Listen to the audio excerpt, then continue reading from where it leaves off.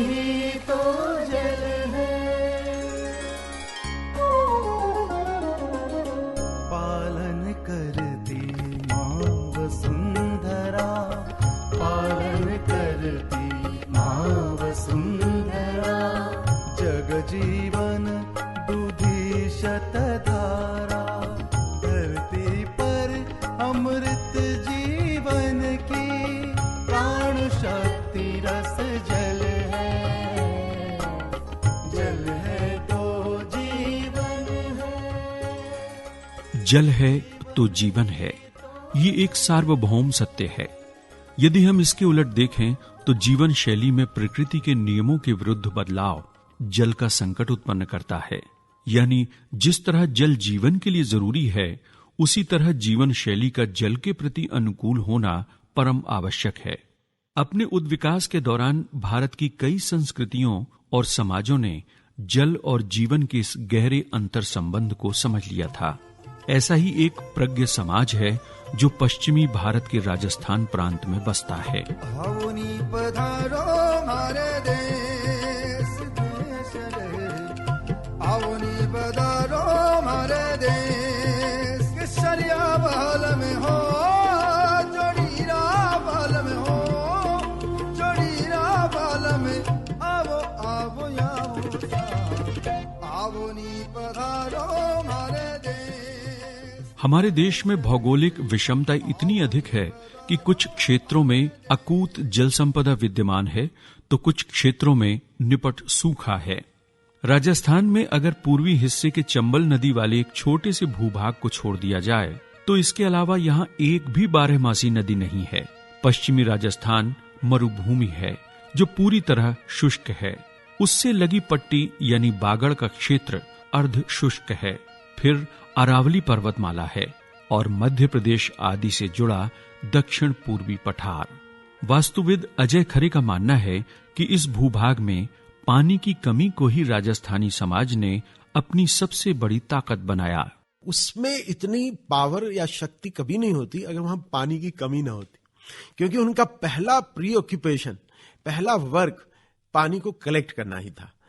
परिवार में अगर 4 व्यक्ति होते थे तो उसमें से एक व्यक्ति की एक ड्यूटी हमेशा होती थी कि वो ऊंट के पीछे एक छोटी अपने ही द्वारा बनाई हुई गाड़ी में 4 बॉक्सेस बनाए, वो हो सकता है वो लेदर के हों ट्रेडिशनली, अब तो खैर हर तरह के मिलते हैं, लेकिन वो रखे और जहां जहां से भी हो सके, जिस जिस झाड़ी में उसको पानी मिले, जिस जिस खड़ीन में मिले, जिस तालाब में मिले, लेकर आए और आकर के रख दे।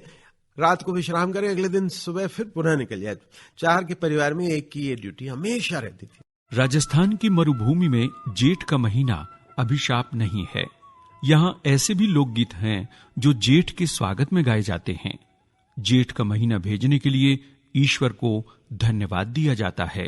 प्रकृति और उसके नियमों का ऐसा सम्मान बेमिसाल है। पूरे राजस्थान में पधारो हमारे देश से लेके मूमल के प्रेम कथा को कहने वाले जो लोकगीत हैं, उन सबों में पानी की चर्चा जरूर की जाती है।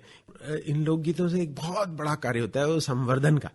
जल संवर्धन में क्या हुआ कि लोग जुड़ते हैं कि हाँ ये एक्टिविटी इतनी पुरानी है तो ऐसा नहीं है कि हम इसको कैजुअली ले सकते हैं। सभी यंग बच्चे, लड़कियां और राजस्थान के लोग पानी के संवर्धन में अपना पूरा योगदान करते हैं।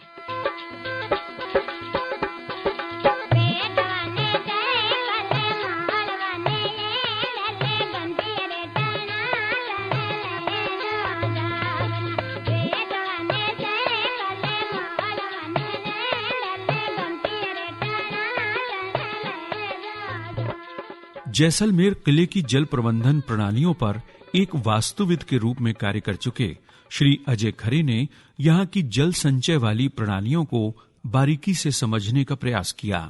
उन्होंने ये महसूस किया कि इतनी समृद्ध ज्ञान परंपरा का उद्भव संभवतः इसलिए हुआ क्योंकि वहां पूर्व से ही जल के प्रति लोक में एक चेतना व्याप्त थी।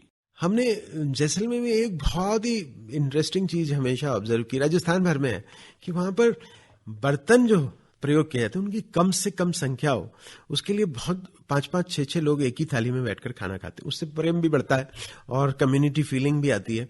लेकिन जो बॉटम लाइन है वो ये है कि नॉर्मल मिट्टी से उठा करके केवल एक बर्तन को धोना है। यहां तक कि कुछ खाने की परंपराओं में भी ऐसा है कि उनको कई बर्तनों का इस्तेमाल न करना पड़े। अपने वाहन और कपड़े धोने के नाम पर हम लाखों लीटर पानी व्यर्थ ही खर्च कर देते हैं, किंतु राजस्थान में स्थिति इसके ठीक विपरीत है। राजस्थानी समाज ने जल के सटीक उपयोग का विज्ञान सदियों पूर्व विकसित कर लिया था। जैसलमेर की हवेलियों में बने आंगनों को यदि हम ध्यान से देखें तो कपड़े धोने के लिए एक बहुत ही रोचक संरचना दिखाई देगी। एक कोने में वहां पर वॉशिंग एरिया होता था, और जो वॉशिंग एरिया होता था उसकी जो आउटपुट्स थी, 3-4 आउटपुट्स। पहला आउटपुट निकालते थे जिससे कि मान लीजिए कपड़े धो रहे हैं तो जो साबुन है या जो भी सामान वो इस तरह का धोने के लिए यूज कर रहे हैं वो निकल जाए और पानी ना निकल पाए। उस पानी से वो और दूसरे कपड़े धोते थे, और जो ऊपर वाले में पानी रह जाता तो वो बकरी को पिलाते थे। एक बूंद भी पानी वेस्ट न जाए उसके लिए आर्किटेक्चर का पूरा योगदान रहता था। और कहना चाहिए, हम तो ये कहेंगे कि वाटर बेस्ड आर्किटेक्चर था। इन्होंने एक ऐसा सिस्टम डेवलप किया कि हम बरसात के पानी को संजोएंगे और पूरे साल भर उसको संरक्षित करेंगे। और पानी को पूजना है, इसलिए हर तालाब के किनारे मंदिरों की स्थापना की गई, धर्म से जोड़ा गया उसको, जिससे कि लोग उसको संरक्षित रख सके।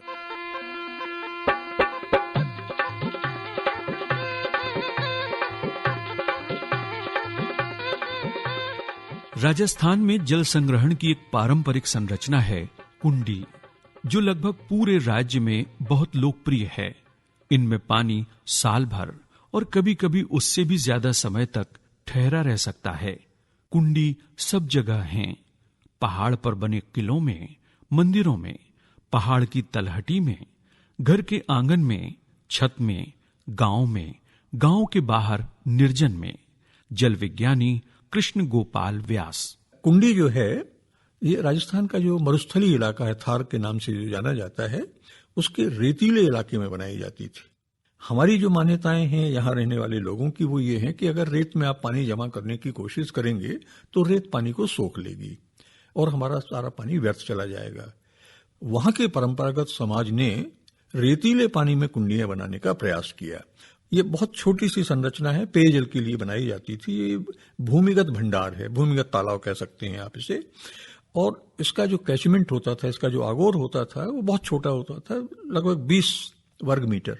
मानव शास्त्री सूर्य कुमार पांडे। कुंडी सामान्यतः जमीन के नीचे बनाई जाने वाली, ढांक करके रखी जाने वाली टंकी जैसी संरचनाएं हैं।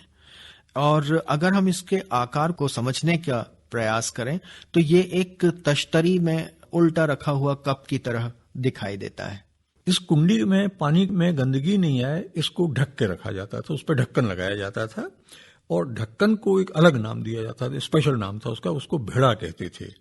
और एक वहां पाई जाने वाली एक विशेष प्रकार की लकड़ी होती थी, उससे बनाते थे और उसको ढक देते थे, जैसे छाता ढक देते हैं उस तरह से ये पानी ढका रहता था। वो लकड़ी जिसका उपयोग होता था उसको फोग की लकड़ी कहा जाता था। उस फोग की लकड़ी से वो करते थे। लकड़ी में पुताई की जाती थी, मिट्टी से गर्मी रोकने का काम करती थी।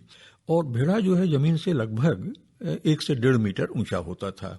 उसके नीचे जो है वो कुंडी होती थी। वास्तुविद अजय खरे।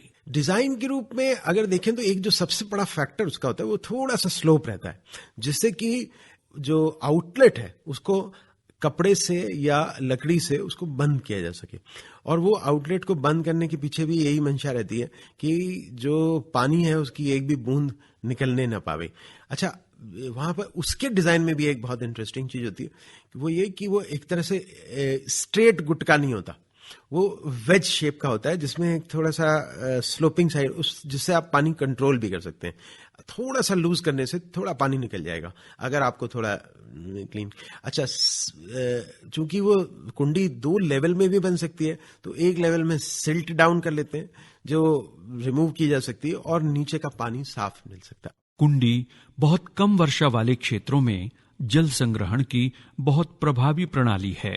जहां 100 मिलीमीटर पानी गिरता है वहां पर बड़ी सफलता से बनाई जा सकती थी, जबकि 100 मिलीमीटर पानी को हम मानते हैं कि ये कुछ भी नहीं है, तो वहां भी बनाई जा सकती थी, नंबर 1।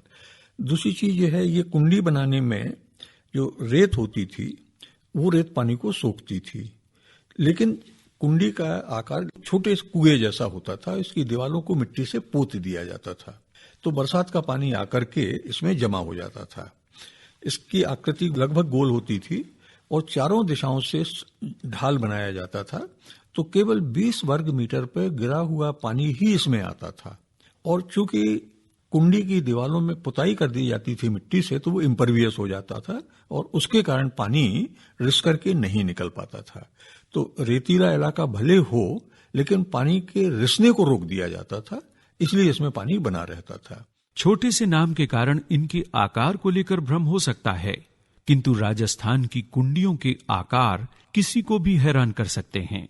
कुछ जो बड़ी कुंडियां हैं उसमें 1-1 लाख लीटर तक पानी जमा हो जाता था, और जो सबसे बड़ी कुंडी वहां पे बनाई गई थी उसमें लगभग 2.5 लाख लीटर पानी जमा होता था। ये कुंडियां पानी की एक एक बूंद को सहेज कर रखती हैं। वैसे भी राजस्थान में बूंद भर पानी की बर्बादी को भी कोई बर्दाश्त नहीं करता, क्योंकि राजस्थान में अगर घी गिर जाए तो लोग बुरा नहीं मानते, पर पानी गिर जाए तो उसका बुरा मानते हैं। तो हमारे पूर्वजों ने जो पानी का प्रबंध किया था, अगर उस फिलॉसफी को, उस सिद्धांत को अगर हम समझ लें, तो हम हिंदुस्तान में किसी भी इलाके में पानी के मामले में गरीब नहीं रहेंगे। हम पानी के मामले में आत्मनिर्भर होंगे, हर बसाहट में जल स्वावलंबन होगा, और कभी हमको ये कहने को नहीं होगा कि इस साल बारिश कम हुई या इस साल बारिश अधिक हुई। तो इस तरह की बातें बेमानी हो जाएंगी। और राजस्थान में जो कुछ किया गया है उसकी फिलॉसफी को समझें और फिर काम करें, तो हमको बहुत अच्छे परिणाम मिलेंगे।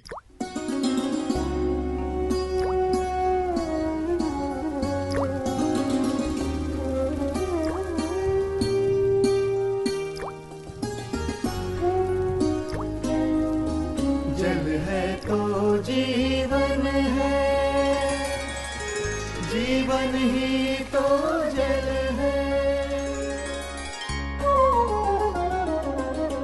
पालन करती माँ वसुंधरा, पालन करती माँ वसुंधरा। जग जीवन दूधी शतधारा, धरती पर अमृत जीवन की प्राण शक्ति रस जल है। जल है तो जीवन है, जीवन ही